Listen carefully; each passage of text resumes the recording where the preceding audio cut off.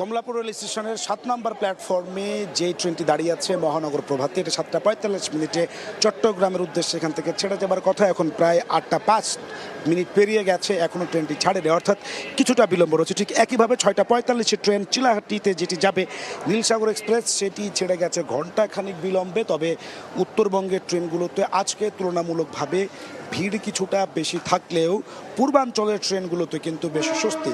দেখতে পাচ্ছেন যে আমার হাতের এই ৭ নম্বর প্ল্যাটফর্মে যে ট্রেনটি দাঁড়িয়ে আছে মহানগর এক্সপ্রেস, তার ভেতরের দৃশ্য কিন্তু অনেকটাই স্বস্তির এবং আরামদায়ক। আজকে যারা মূলত ঢাকা ছাড়ছেন তারা বলছেন যে ঈদ যাত্রা যতটা ঘনিয়ে আসবে আস্তে আস্তে সেটি হচ্ছে আরও বেশি ভিড়ের দিকে যাবে। গাদাগাদি ঠাসাঠাসিতে পরিবার পরিজন নিয়ে আসলে ভ্রমণ করার মতো সেই সময় পরিস্থিতি নাও থাকতে পারে, বেশ ঝক্কি ঝামেলা পোহাতে হবে। তাই তারা আগে থেকেই প্ল্যান করে আজকে টিকিট কেটেছিলেন। যারা টিকিট কেটেছেন তারা বলছেন যে কিছুটা আরামে এবং স্বস্তিতে ঈদ যাত্রা যেতে হয়।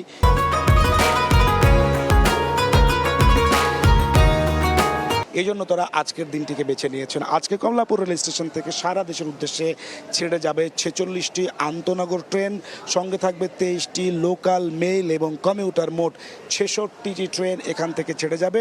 এই 66টি ট্রেনে মোট 45,000 যাত্রী হচ্ছে সিটেড, সঙ্গে 25% যে স্ট্যান্ডিং টিকিট তা মিলিয়ে মোট 60 থেকে 65,000 লোক ঢাকা ছেড়ে দেশের বিভিন্ন গন্তব্যে ছেড়ে যাবেন। এখনও যেহেতু ঈদ যাত্রা জমে ওঠেনি, সুতরাং ঈদে এখন পর্যন্ত সেই যে টিকিট যেগুলো রয়েছে, অর্থাৎ ঈদ স্পেশাল ট্রেন আজকে থেকেও চলবে না, আগামীকাল থেকে শুরু হচ্ছে ঈদ স্পেশাল ট্রেনের যাত্রা। সকাল থেকে কমলাপুর রেল স্টেশন থেকে যে কয়েকটি ট্রেন ছেড়ে গেছে তার সবকটি প্রায় সঠিক সময়ে ছেড়ে গেছে।